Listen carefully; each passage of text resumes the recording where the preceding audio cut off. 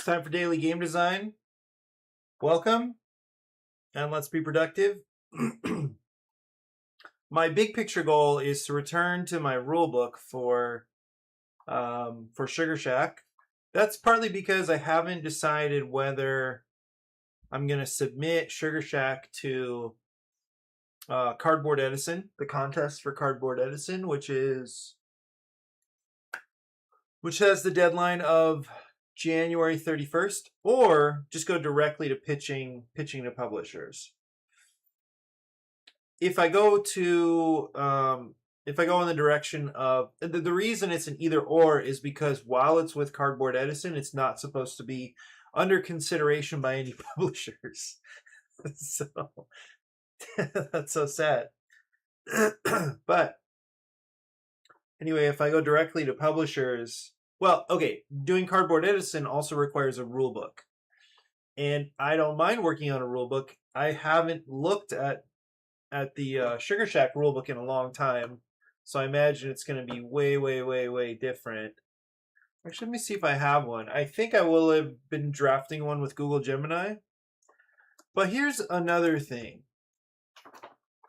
I was watching a review of, I think it's called Tropicalia from the Dice Tower. I mean, it's from Phil Walker Harding, but the Dice Tower, Tom Vassell was reviewing it. And it was interesting that he had the feeling that Tropicalia was partially designed by AI. He just had the feeling. He felt like it had the flavor. And I kind of know what he means. Of course, I'm in the first year writing world, first year college writing world, and it feels very much like everything is collapsing in because AI is putting so much pressure on everybody to take shortcuts. Even I've even found it to be very, very useful in helping me update assignment sheets, work on other content. So I know that I know it's everybody's wondering how to relate to these tools. So Tom Vassell, just his impression of the game was that AI was somehow involved in brainstorming the mechanics. I don't know what to think about that, because I know the feeling, and because I'm working in like the academic writing field or area for now, we have to be really sensitive to that, and so I do feel like I do pay attention to that. Where does that flavor? How does that flavor feel? Where does it seem to? When does it seem to show up? Or how can I know when it feels like AI? It's crazy that we could be so sensitive to language and the structure of language and the trappings around language that we could make these guesses and probably be pretty close most of the time to being correct. But I've been using AI tools now to help me with these games for a long time. And I want to say I messed up when I first started using them. I got excited about using them and helping me repackage A Perilous Road, to retheme A Perilous Road, and help me write like the blurb for it and help me work on the rule books. My guess is, this is my feeling, I sent the blurb, the retheming, off to a publisher, and this is somebody I'd been working with for a while. I got the feedback that, okay, this is kind of interesting, but it doesn't feel like a real game yet. And then I developed it. I added a bunch of stuff to it and never really got his feedback again. But then when I rethemed it and I sent it again, I didn't, we've interacted some, not a lot, but I think he completely ghosted me at that point. And I think, well, at least in terms of responding to the game, and I think that's correct, because I uncritically just used whatever AI produced. I maybe changed a word here or there, but my guess is that he felt like I had just used AI to just like make the whole thing at that point. That's my guess. Not too sure, but that's my guess. And I know that, like, I have that same suspicion now when I see people posting stuff in Board Game Design Lab. And I'm sorry, maybe this will be taken. I've learned that, yeah, the private information, we need to be much more careful with what shows up on my screen over here.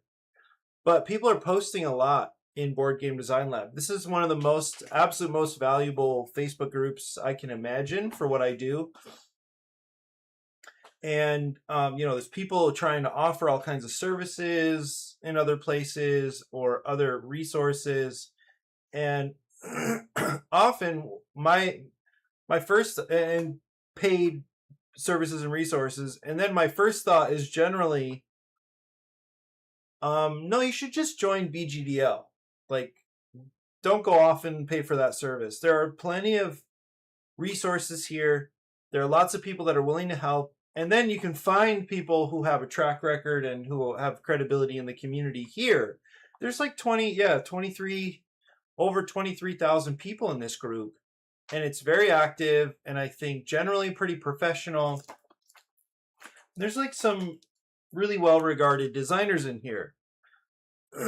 But even in here, I'll be looking through stuff and it really feels like, oh, that definitely was written with AI. Or those cards, like everything about them, looks like it was produced with AI. And we've seen games go through and actually get funded. I'm actually curious where there's one game I'm trying to think of now. It had to do with like personality typing. It really looked like I would not have been the audience for that game. It was a kind of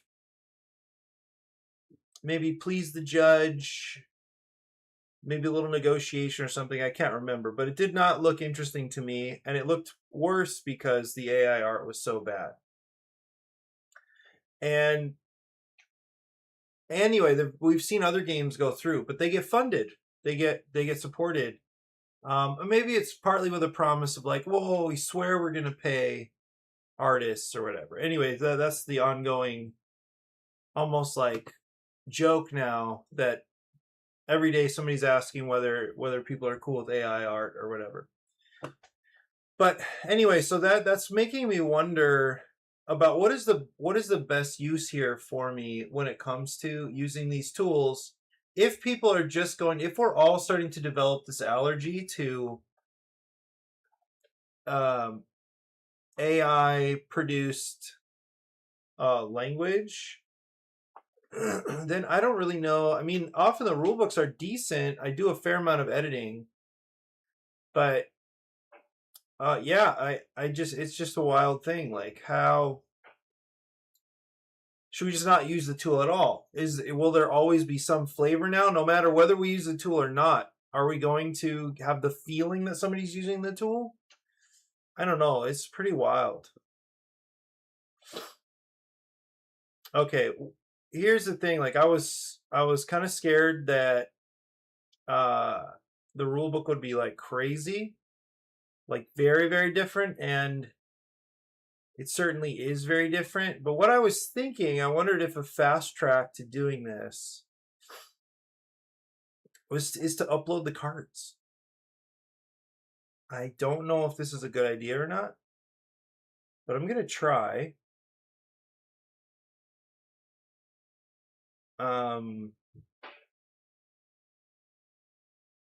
I wonder if uploading a sheet of cards would be good.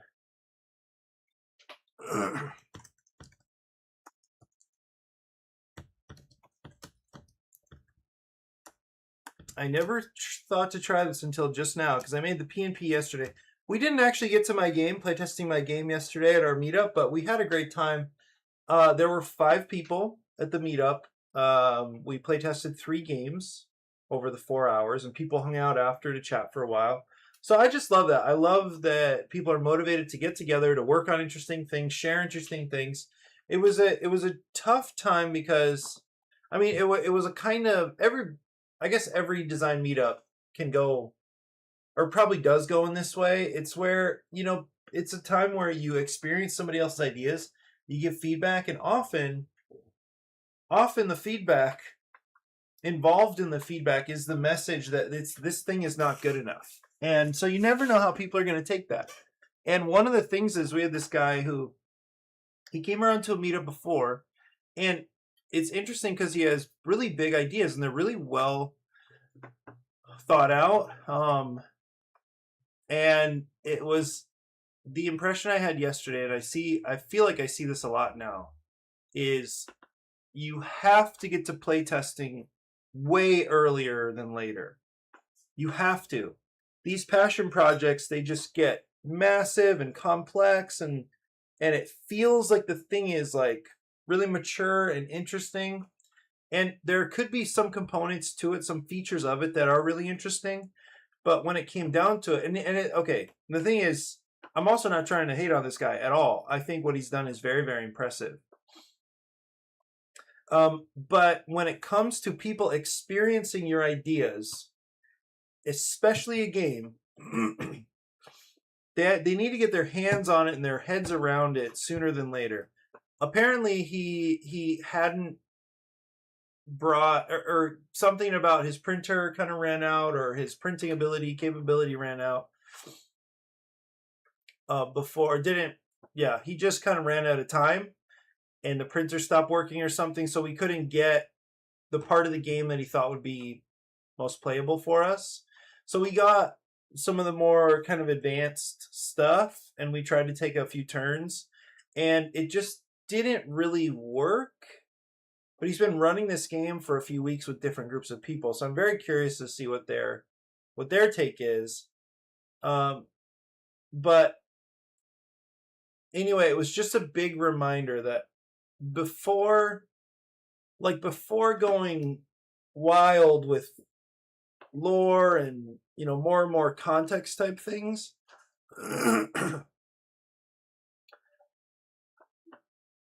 if you want it to be a game that is played, not necessarily like sold in stores or something, but like a playable game, a game that can be played, and then a game that people are interested in playing, it seems to always pay off to get that game in its earliest forms, to get it to the table and start getting feedback.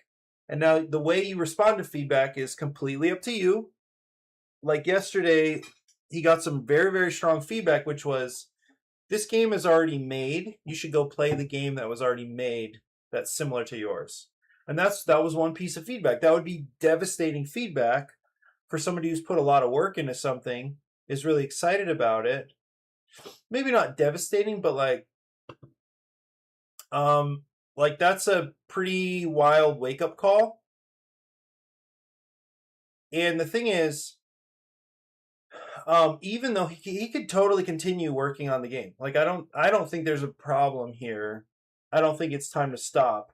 I think I don't have, his game was a blend of like kind of RPG LCG.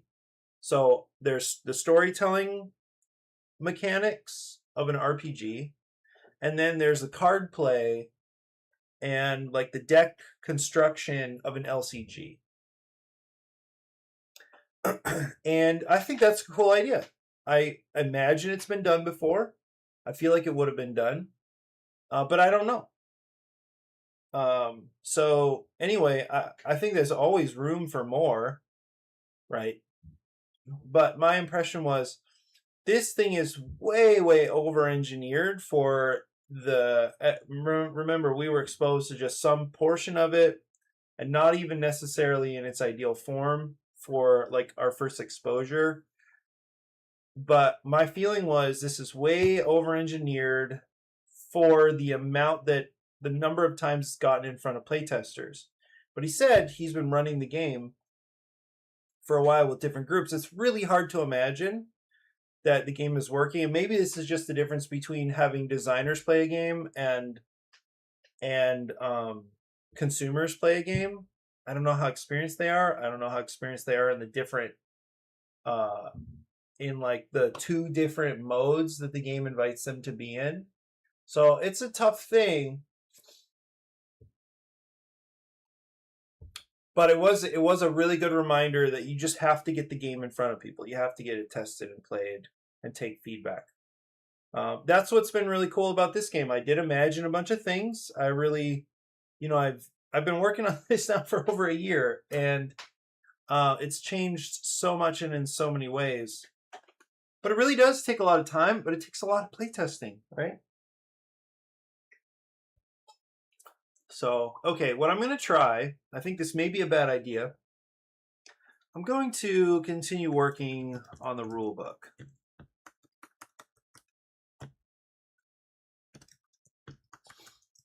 The game has changed a lot since you last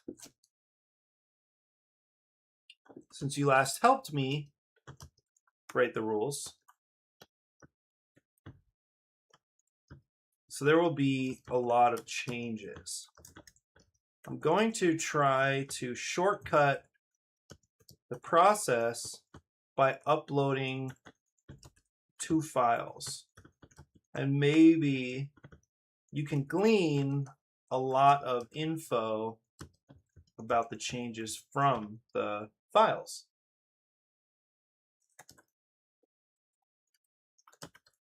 The first file is a print and play.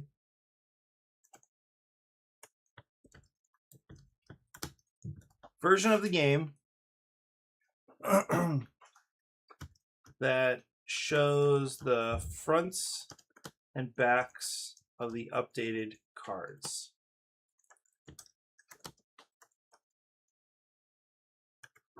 You should be able to learn a lot just by looking at the cards. The second file is my updated cell sheet.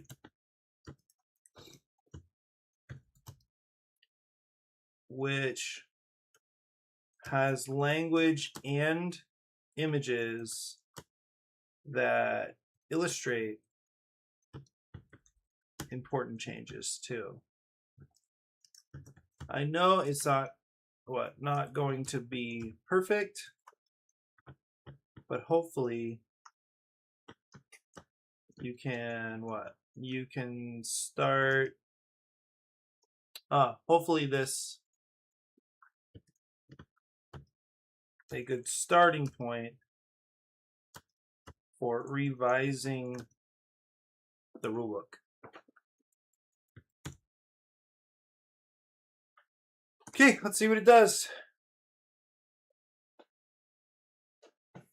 Very exciting.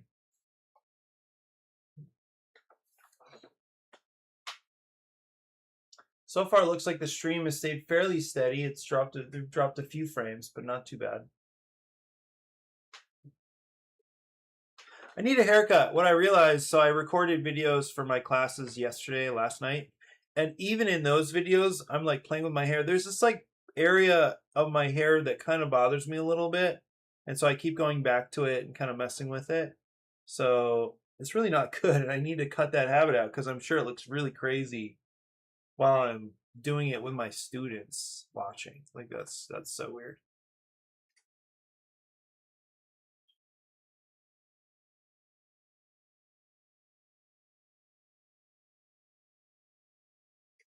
Yep, nice. It picked up one of the big changes, recalling.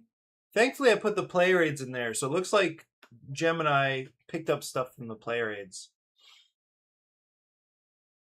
Worker recall process, the waiting room mechanic, the updated costs for several town locations like the hardware store and community projects based on the icons in the PMP. Wow, very good. I've updated the gameplay section to reflect the recall worker's turn action, which replaces the old automatic upkeep phase. Heck yeah, Gemini. This is what I'm talking about. Like, it's such a good assistant. It's a great assistant. And I don't think we should put it in the driver's seat to create a lot of stuff, but like, just to be able to analyze this from these images and pick out certain details and make updates, that's incredible. Like, that's really, really good. And Why it doesn't need to take me so much time anymore to make some of these changes because I can just have my assistant work on it. That's amazing.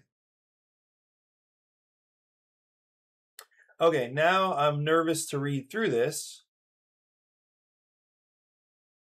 Why is it so long?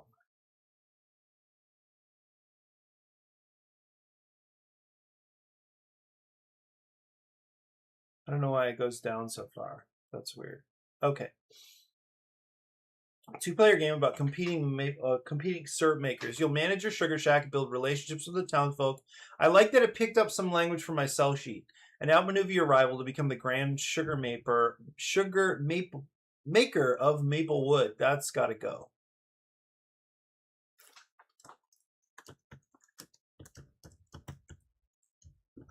In the intro description, to reflect the changes I made and placed on the sell sheet. I wonder if it could read the sell sheet. Maybe it can't. Maybe I need to...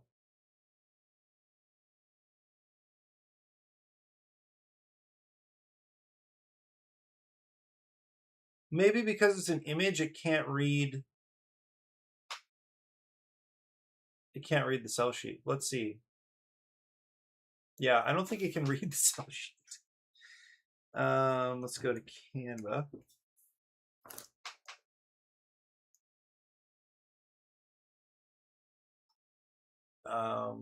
Okay.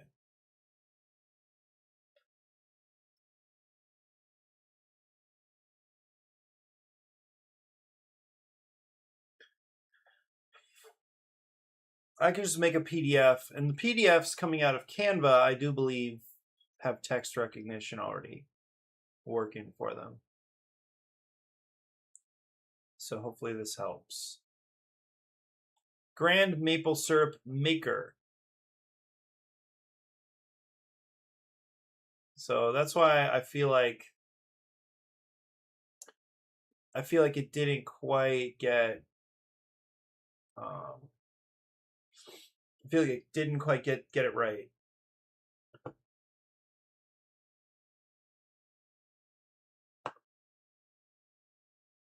Okay, let's try this again.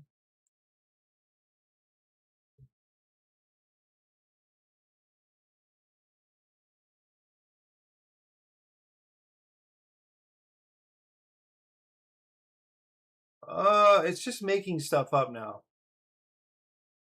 So that's not that cool.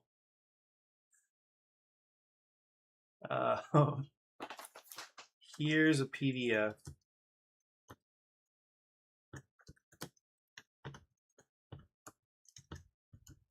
Maybe that's easier for you to read.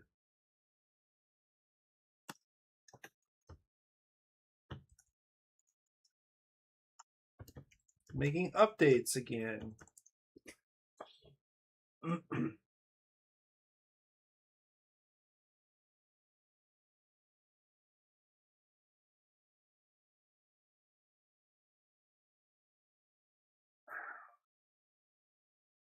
Yeah, like what in the world? Okay, so definitely that's too bad that it picked up this weird tradition versus modernization thing.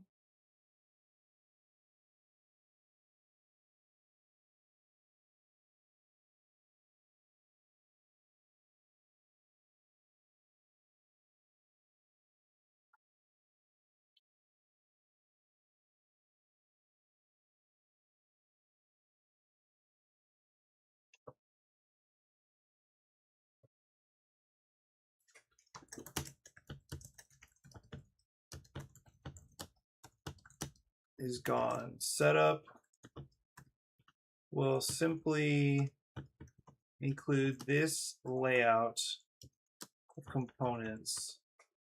That makes me think I need to go get a screenshot of from Tabletop Simulator, because I don't think I have a setup in Canva, like a full. Maybe I do.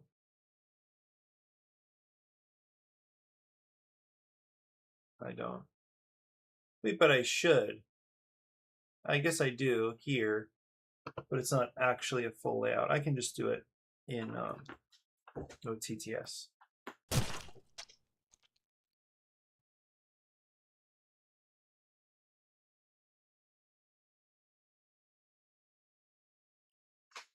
I heard it. I think it's alive.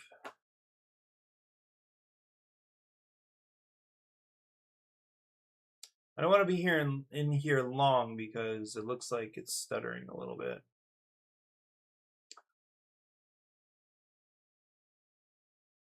Okay, so now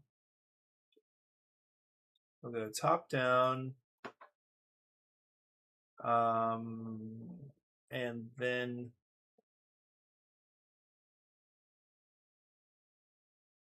get rid of this stuff. What is it? Okay. I think I'm gonna move these aside for now. And then do a little screen grab.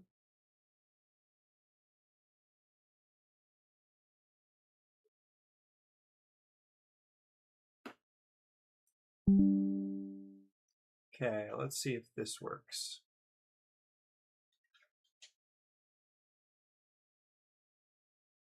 Setup will simply include this layout of components.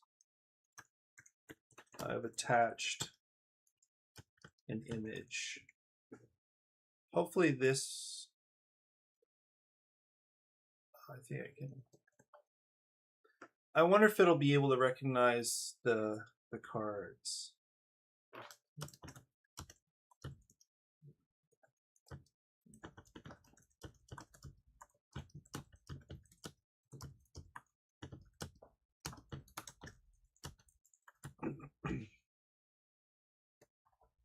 Let's try.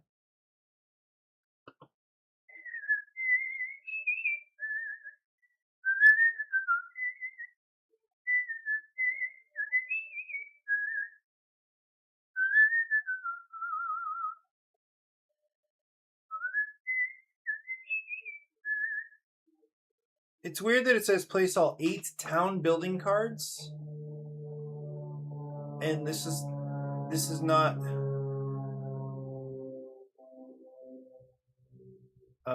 these are mayor cards now.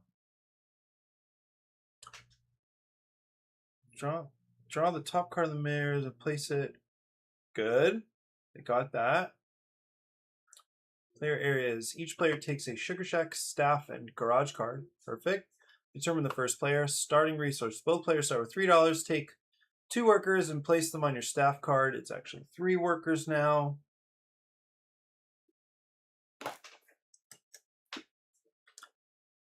So I guess what I can do is the mayor deck. Mayor cards. And then this is and the community projects card. I don't know why I thought it was a museum. That's kind of odd.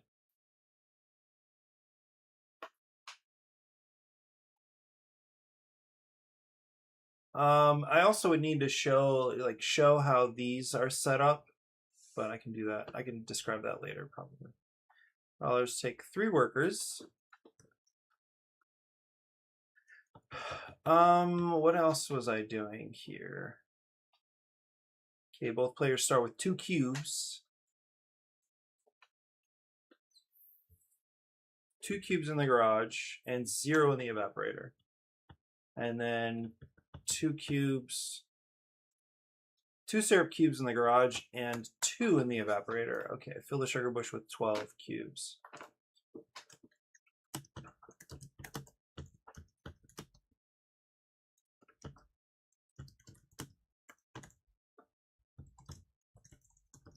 Apply those changes. Please note those changes and apply them throughout. wherever necessary. Yeah, I wonder if what it's going to pick up actually.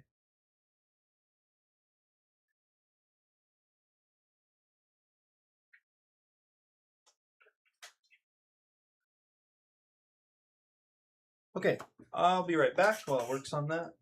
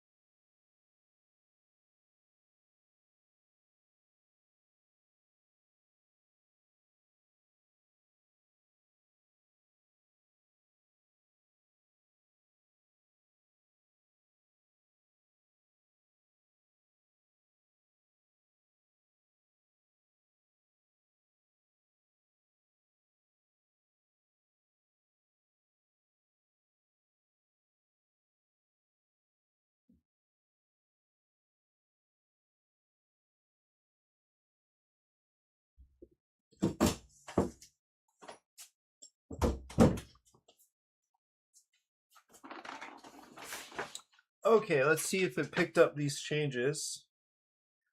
Okay, town center. Welcome on YouTube. I'm just working on the rulebook for Sugar Shack right now. And I'm making a lot of changes. Like the game has changed a lot since I worked on it. So I'm trying to see how quickly Gemini can pick up some of the changes versus how many do I need to just kind of write in myself.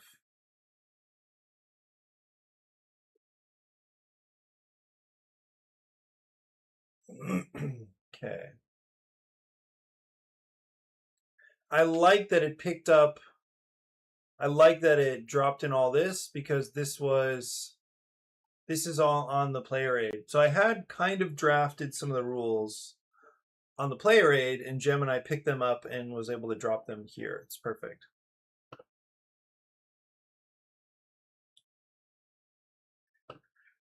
Workers from your active staff area onto an unused, unblocked town card to trigger its effect. Pay any associated costs, money, or cubes immediately. Spent cubes are typically moved to your area of the town hall card.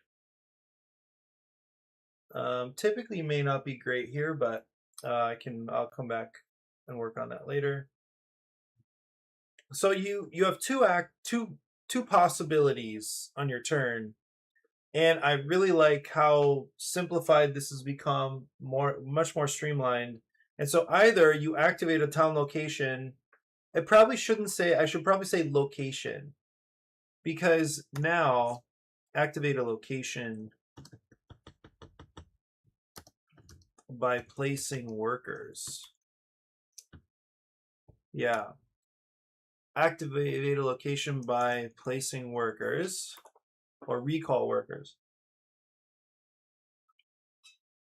I think I said activate a location on the player aid because there just wasn't as much room, I think. I don't remember.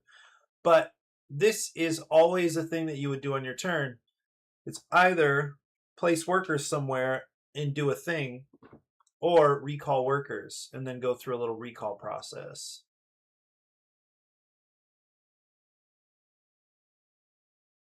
Okay.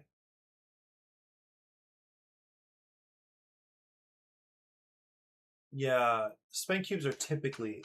No, that's not quite right.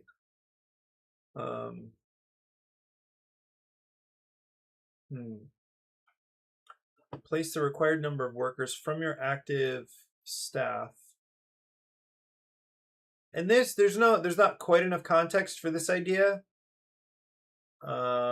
So it might make sense to it might make sense to have a little intro here that describes the town, right? The town, or cards that are like that are worker locations, because nobody knows what required number means yet.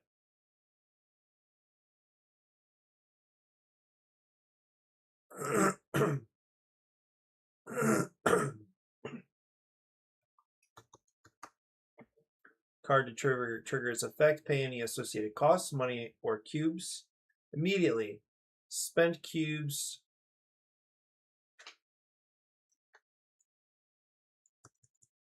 Spent cubes. Move.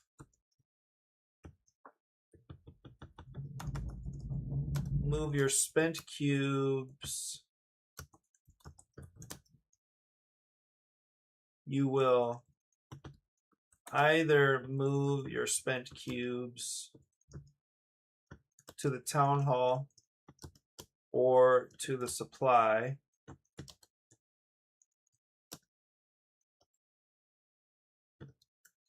Depending on the icon,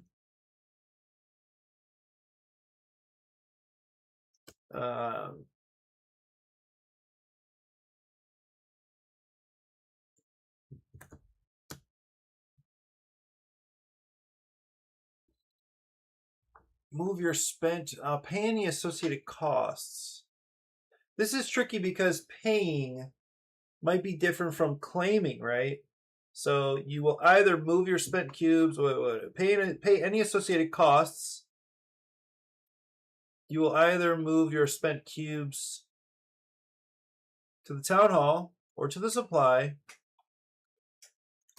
or claim an open space on that card, depending on the card, on the location. Okay, this is not great, but I think it's closer to representing how the game works without, there's not enough detail here yet. Let's see. Pay any associated costs, because sometimes there is just a cost. It could cost you money or whatever. You will either move your spent cubes to the town hall or to the supply, or claim an open space or claim, right? Or claim an open space on that card, on that location, depending on the location. See what is this? See town locations and icons. See town locations below, probably. Below. I'll just call it town locations.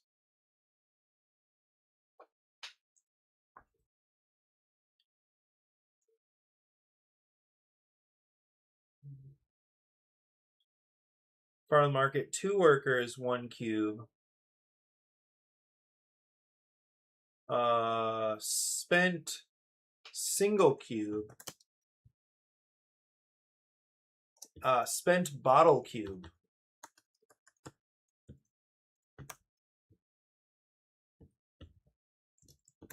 Spent barrel cubes.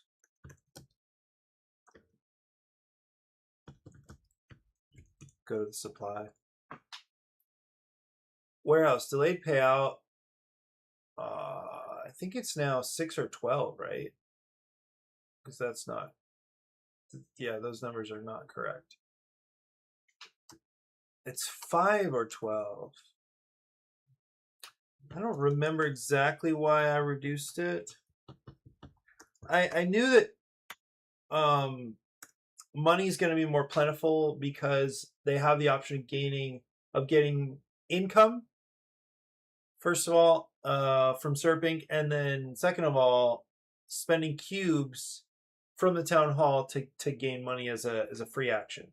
So I wanted to make the free action seem important. So it's a little harder to get money from some other places now, because you're getting more money in general from more places. convert money to workers or cubes.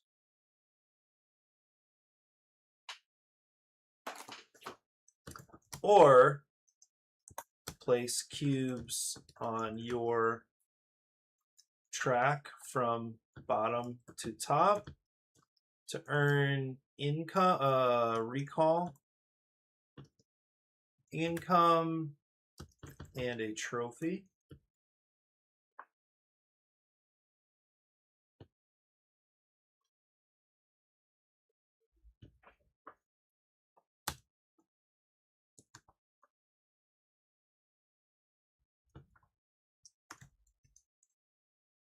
Choose one. Convert money to workers or cubes, or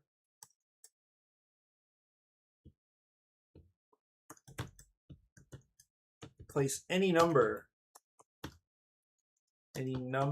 of cubes on your track from bottom to top to earn recall income and a trophy. Okay. At round end.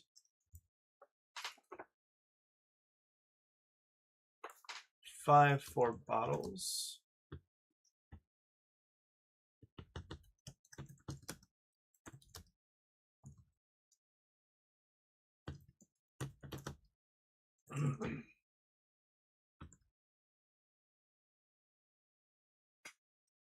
Earn a payout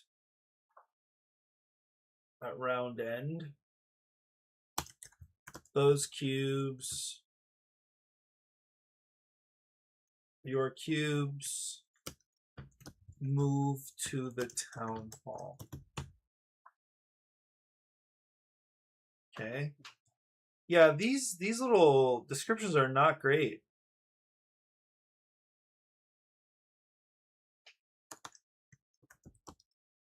Spent cube goes to town hall. That's okay. Okay, Farland Market, that is fine.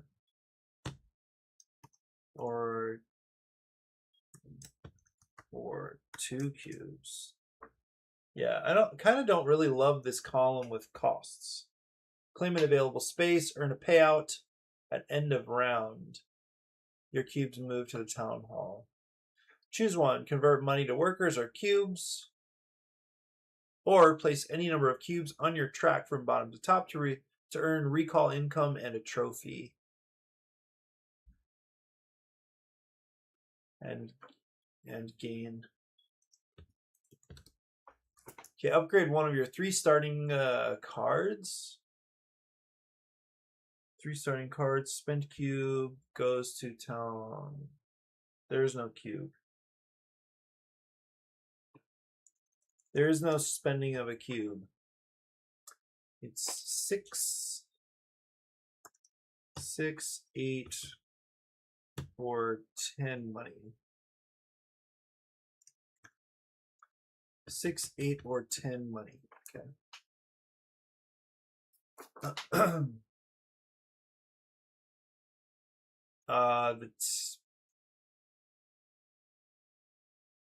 What is that? Whoa, what is happening here?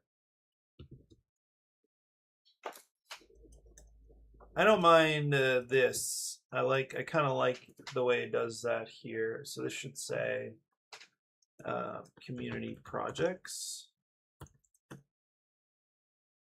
Claim a space, turn a trophy, and extra worker.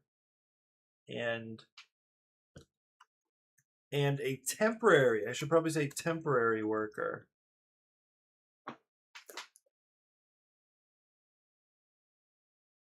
Okay. Free action fuel production cost is reduced by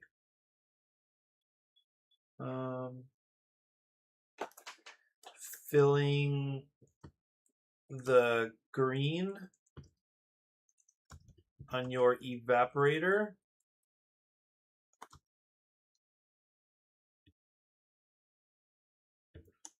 Optional. Filling the green space on your evaporator Evaporator when you fill is free. Okay. Gain 5 temporary workers.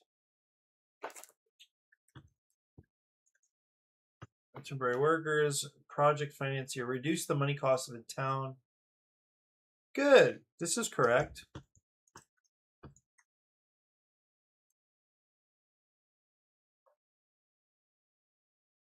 Yo, Legends!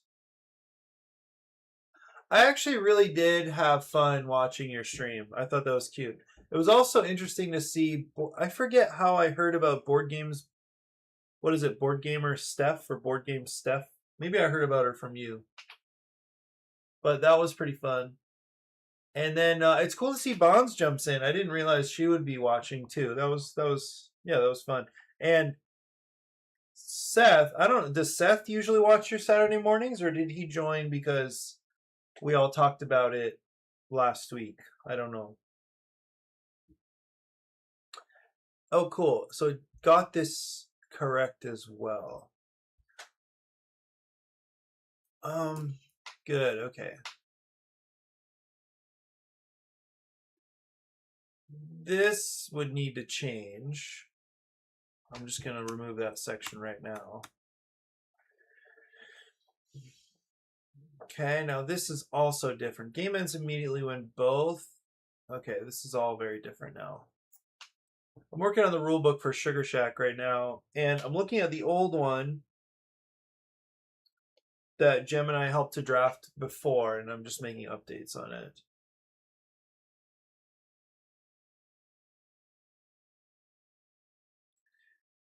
Okay, the game ends when... Immediately when one of the following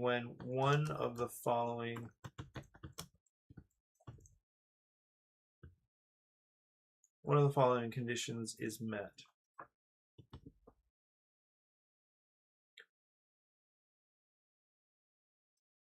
A player ends their turn with 7 trophies. Okay.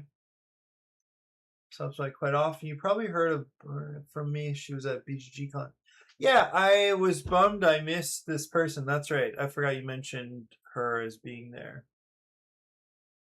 Yeah, but it's neat that she jumps in. It looks like you have a bunch of regulars. That's pretty awesome. Also, great list. I think I commented that. Oh, that's awesome. Yeah, very cool. Good old Saracen. I still am not sure who wants... Do you think it's best to assume that all Twitch streamers and viewers should want to use or trying to use their Twitch handle? I feel like I mostly respect that for you, whereas I use other people's names.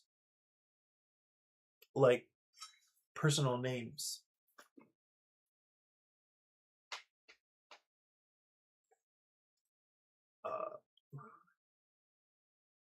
What was I gonna do? I still feel like I don't know the best way to end.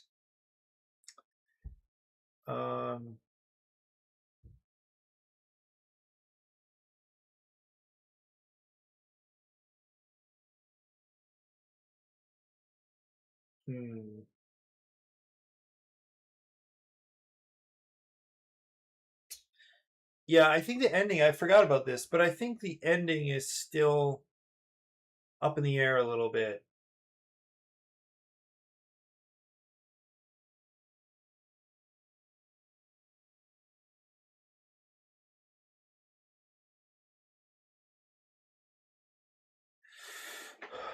Um, hmm.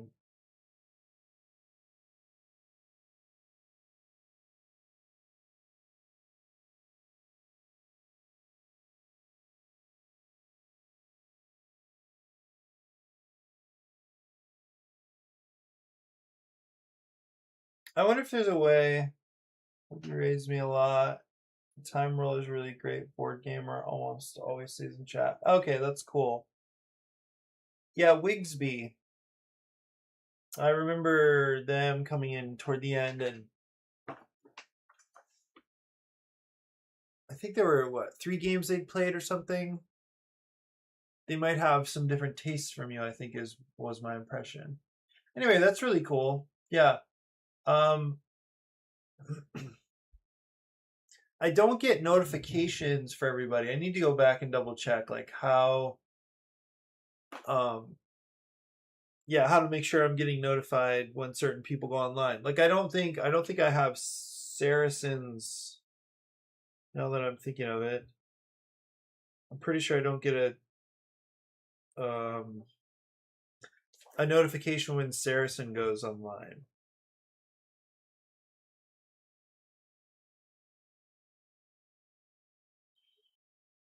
And then how could I check that out? Because it should. Hmm.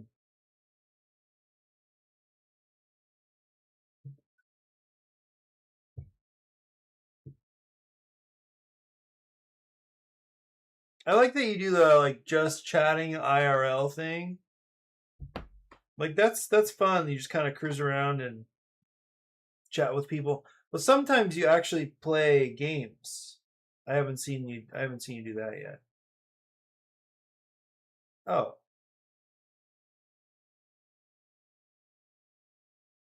okay. I just changed it for Saracen.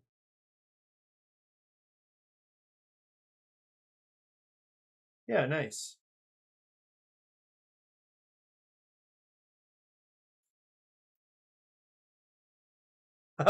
Throne.com. Was that the one where people can like give you gifts or something like that?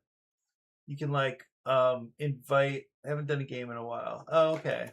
So then what do you normally do? You just catch up with people about like the games you've been playing? Okay.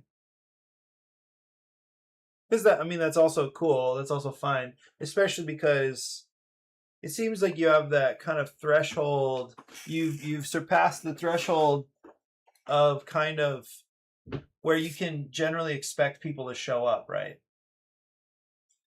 Um, like you have, it looks like 400, almost 500 followers, so you're really likely to just have people show up that you can chat with. I think that's pretty cool. I mean, that's been the case somewhat for me, just because there are two or three of you guys that'll drop in. But sometimes, depending on people's schedules and stuff, I'm just kind of doing my own thing. That's also fine, but it's not like I would just go out and just walk around and have people to talk to. At least I don't think so. I don't know. We do have a draw here. Just with you being outside, I think that was a great call. Like just going outside is pretty awesome. I do want to play Endeavor Deep Sea again. I played that once and I really enjoyed it. I think I lucked into doing pretty well in that game that first time. I usually have three to 10 people, and that's cool. Like that's a pretty good number. Just hanging out, chatting with people. So I really like Endeavor Deep Sea. Didn't understand everything, didn't try everything, but I'd be open to that for sure. I never tried Conservice. I haven't even seen that game. And I still haven't tried Crafting the Cosmos. I definitely I want to try that one. I'm actually kind of getting close, not to a fully functional rulebook, but like at least an updated, semi-updated one. So that's good progress. The upgrades, I haven't described those. Yeah, each card is going to need a more detailed description because this is not enough.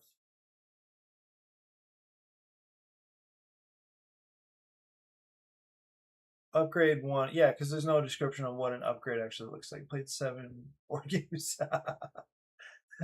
Did you join the ladies again, or did they still do their thing, or were you playing with other people? I was so busy yesterday. I had a long meeting about the upcoming retreat.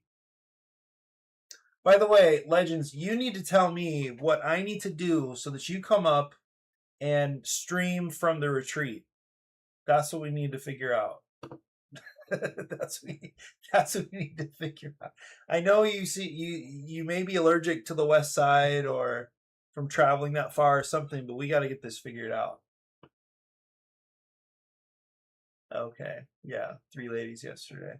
That's awesome. I would love to join those sessions, but I feel like 4 people is probably the sweet spot for what you guys do.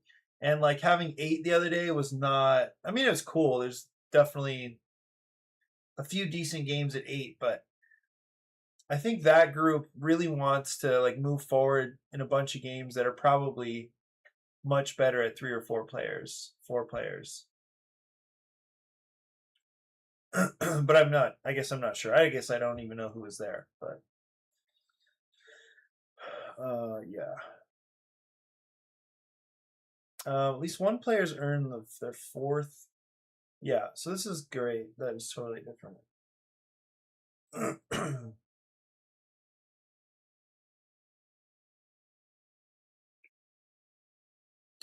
So I'm still not super clear on. Did you learn anything yesterday, or were you playing all known games? 7's a lot. That's a long, thorough session. I would like to try tag team again. I think maybe I felt a little like I wasn't fully understanding the tactics. And then what? I got a bad pairing, right? I got kind of a rough pairing. I learned first rat. Okay. I've heard of a couple of rat games. I haven't seen. I think I've heard of first rat, but I don't know any of the ideas. I played today. Juicy fruits. Okay, so I know one of the people who was there. Sentience, don't know Obama. First rat, come sail away. Marrakesh. Moon Colony Bloodbath. Nice. Yeah, I imagine you sent that to somebody or something yesterday. Juicy fruits. I was surprised that the feedback has been so positive on that one. I think I gave it away and never even opened it. It was still in shrink. I bought it from a Goodwill like 2 years ago or a year and a half ago and never opened it. Sentience, I don't know. First rat, I haven't seen yet. Let me look this up. First rat.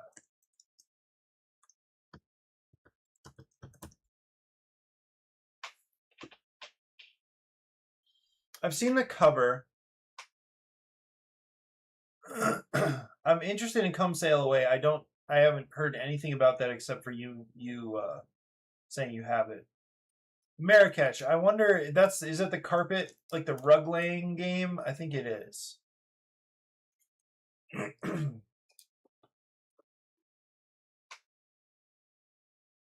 Okay, yeah, I definitely don't know anything about this game.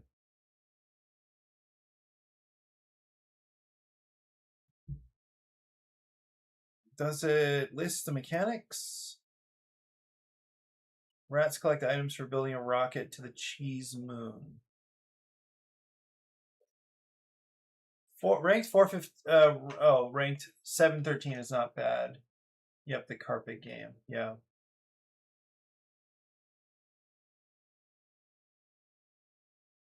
First rat. I don't see a mechanical description. I forget where to find that.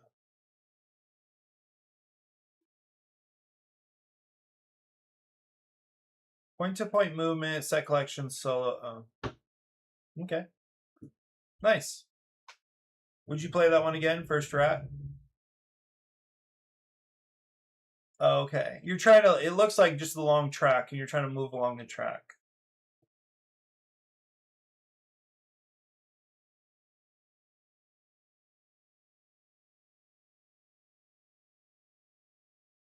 Visually, it looks similar to that other Push Your Luck space game. I don't remember. I've never even played that game and understood it exactly. I think I clicked through it on BGA without knowing the rules. That other space game that's supposed to have. That's the one, MLEM, Milem. I think I like First Rat more than Milem. But that is the one I was trying to think of. Is it MLEM? Milem Space Agency. It looks very, very similar in that there's a track and there's stuff hanging off the side of the track. But I don't know how either of them really feels. That's cool though. Tracks can be fun. I do like racing games. They're so concrete in their um, in their objective.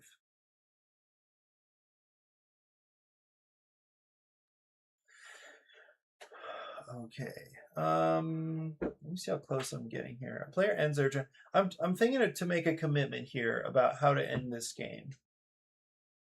Player ends their turn with 7 trophies. With at least 7 trophies. Going back to work. Okay, Legends, thanks for hanging out. I'll see you soon. Hopefully tomorrow night. It'll be my first time back at Other Realms with my parents having taken off back to Buffalo. So anyway, I'll see you soon. Have a good one.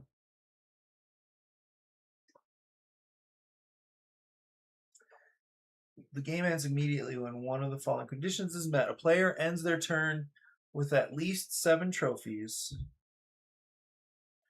Or the sugar bush has emptied 3 times.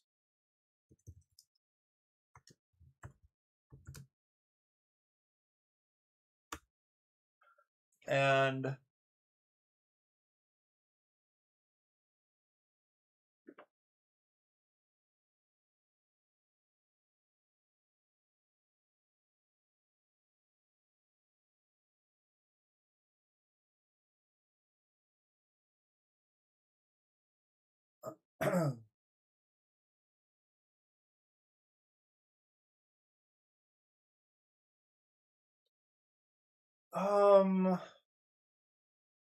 so my thinking is, what gives players the ability to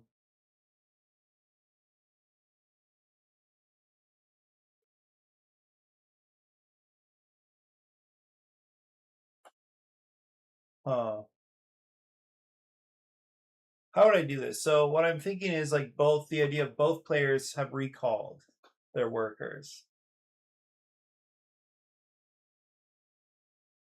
But let's say a player recalls the turn after the sugar bush empties. So let's say player A empties the sugar bush. Player B then recalls. They've used all their workers. They're out. They recall.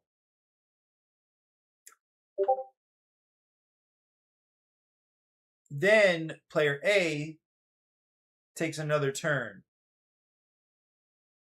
Right? So, I don't know what's going on here.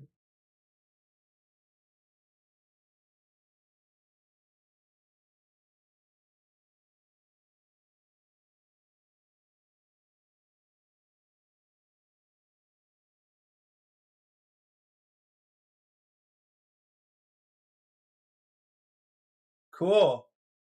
I bought a box of the new MTG set, and I'm trying to do a limited. Interesting. I have not played a lot of Magic recently, but I've also never tried a limited draft or whatever it's called. Would anyone be down looking for one more person at least? We already have 3. This is cool. I would like to try it. Okay, the sugar bush has emptied 3 times. Okay, so I'm thinking through. Actually, let me run this scenario right here, right now. Okay, so let's say there's 4 workers on blue, and then this player's upgraded as well. There's 4 workers on red. So the thing is, let's say red has somebody out here. This doesn't matter at all. I'm just placing them out, just running the scenario. Okay, and then So let's say their action, you can empty the, why are these? Huh.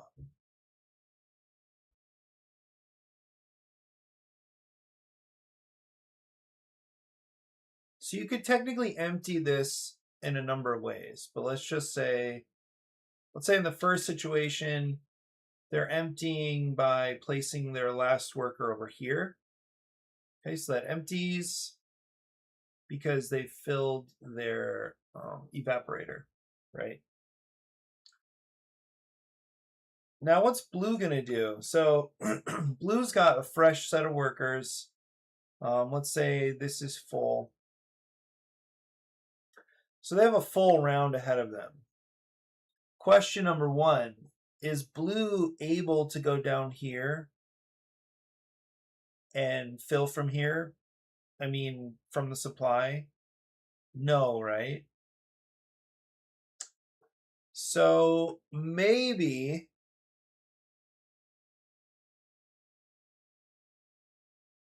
I think one way to do this would be if I mark on this card after round 3 that it is just removed from the game. In other words, there's no way to get more, there's nowhere to go. There's no place to go for the sugar bush. And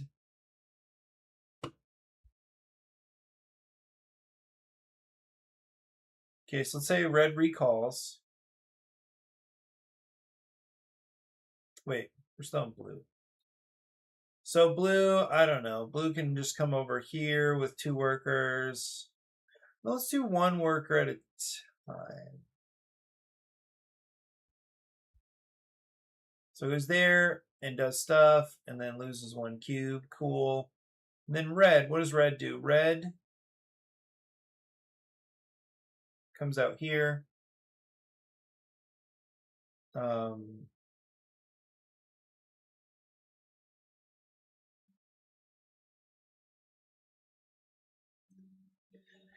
Does something, whatever, spends 2 cubes for the mayor card that's around. Then blue continues. Blue drops stuff over here, and then for whatever reason fills this row. Can red recall right now and keep going? That's the question. I kind of think not, right?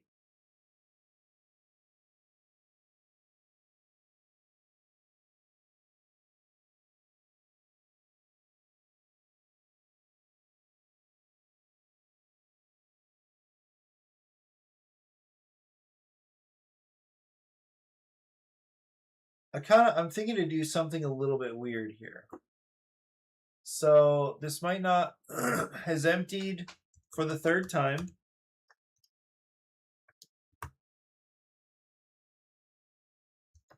And a player finishes their turn when both players have empty garages. That sounds horrible. That sounds really, really awkward. Finishes their turn when both players, and after a player finishes their turn, both players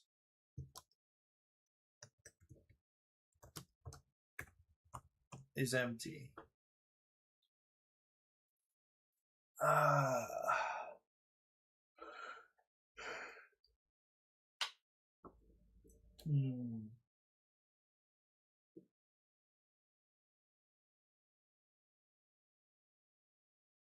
Yeah, I don't love it.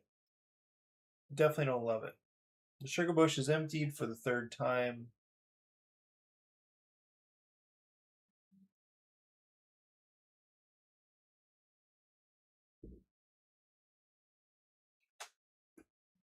Both players have empty garage cards.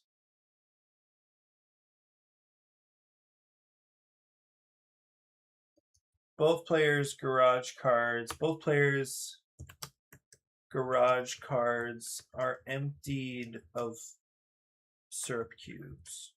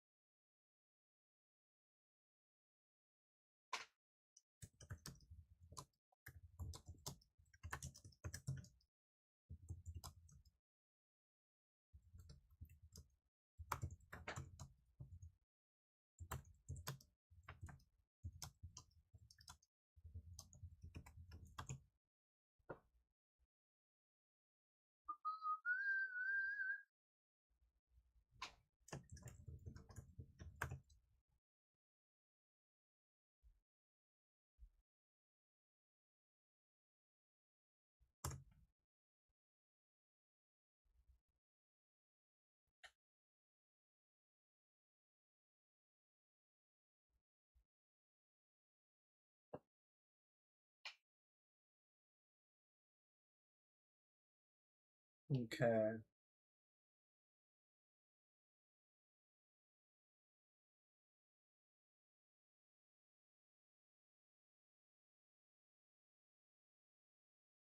This could be interesting to have a game ready for Micro May.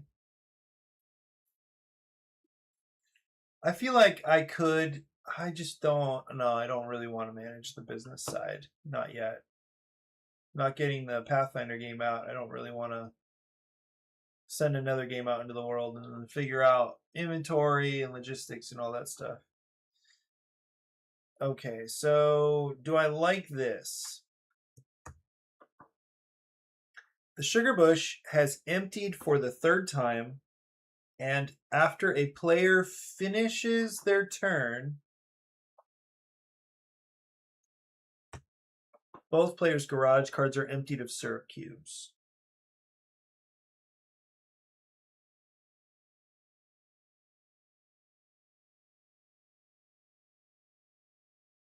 I kind of like this because what it does is it gives players a chance to like spend their cubes.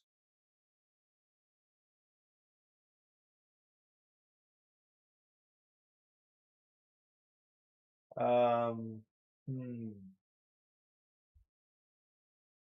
Wait a minute.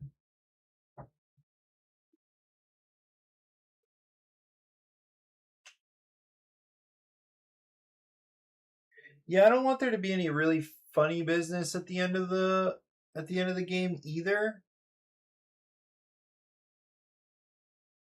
Like this, I'm starting to imagine people trying to overthink the ending, or just like over game the ending. Where, let's say,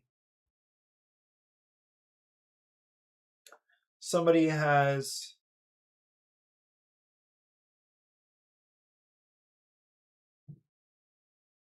yeah, because this way, um, yeah, I still don't know what to do about this because I feel like this ending gets really, really weird with players being able to extend.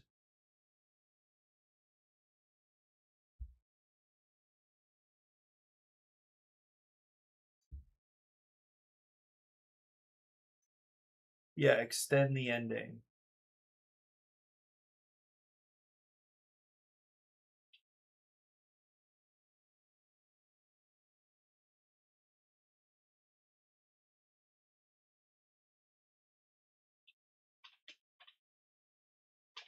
I kind of like the idea that you play until both players have recalled, maybe.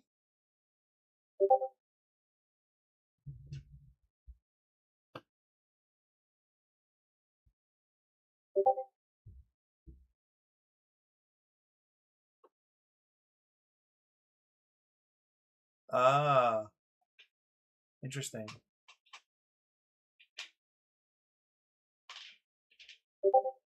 Um, okay, let me think about this a little more.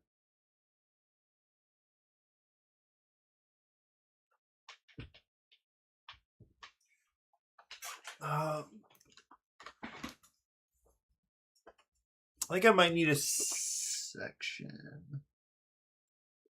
Okay, I'm thinking to have.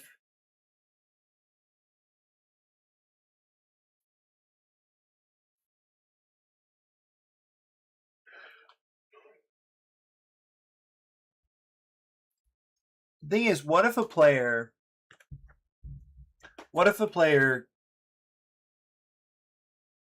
realizes they should get the upgrade that gives them 5 extra workers for the final round? Because then they could just be using workers. Because if it's based on the recall, then they would technically have 9 workers. Up to 10 workers that they could use in the final round, and that sounds horrific for a player to get away with that, while the other player can't do anything.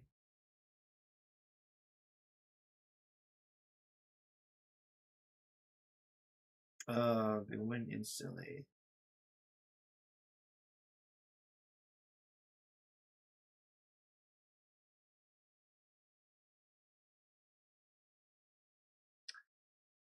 The thing is, now you can go to Syrup Inc. and kind of like get.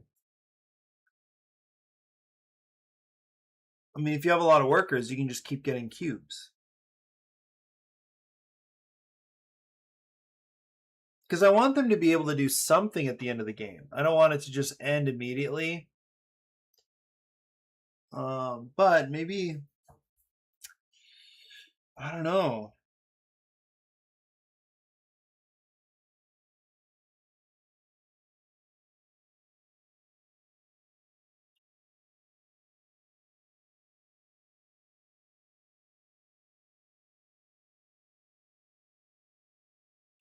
Because if I did evaporator,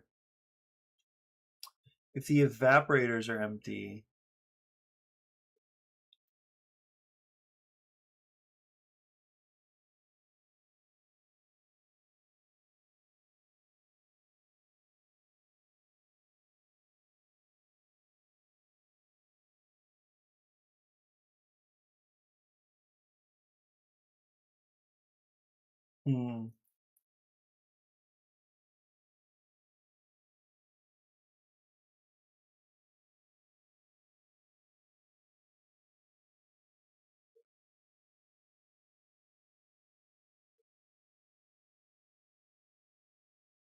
yeah, if it was until you recall, then it makes that last.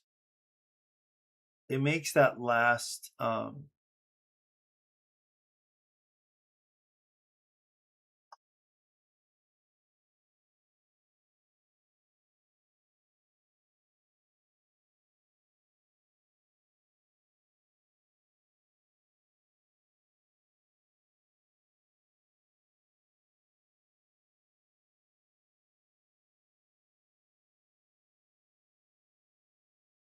Hmm.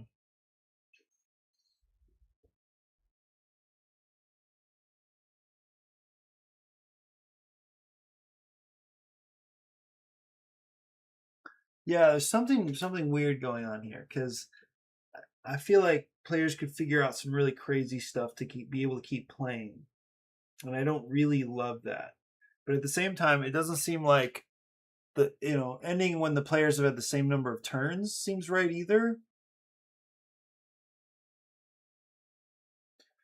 Um,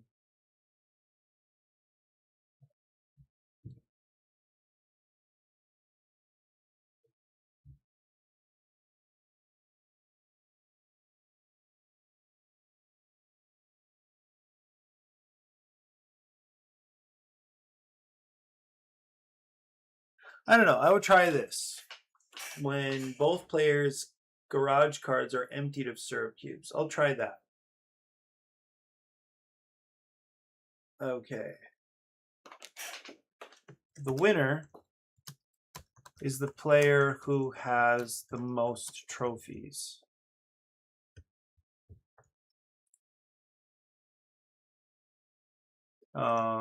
If it is a tie,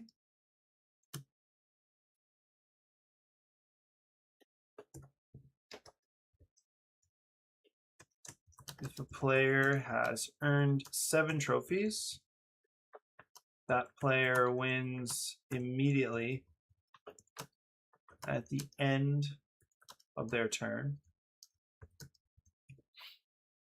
If otherwise, the winner is the player who has the most trophies at the end of the game. If it is a tie, the player who has the most money is the winner. If money is tied, the players share the victory.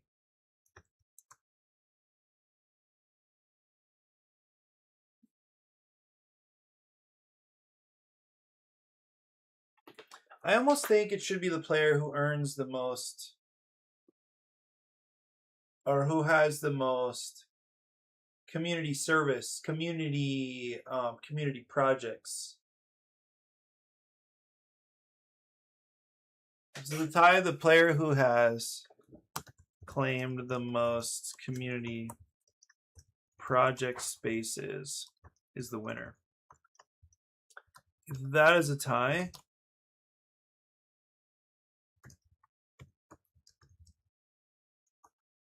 the most money is the winner. If money is tied,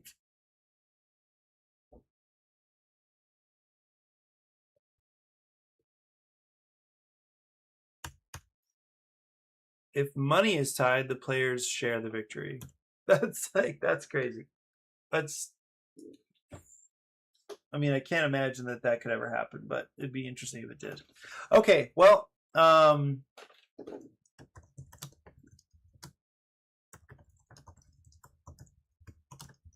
please note them. That's it for me. That's a solid stream. Feel like I made good progress in the rule book. Always happy hanging out with good friends. Yeah, okay.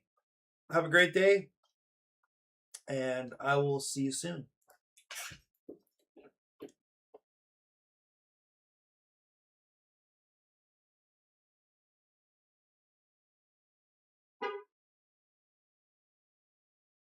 All right. Progress is always a good thing.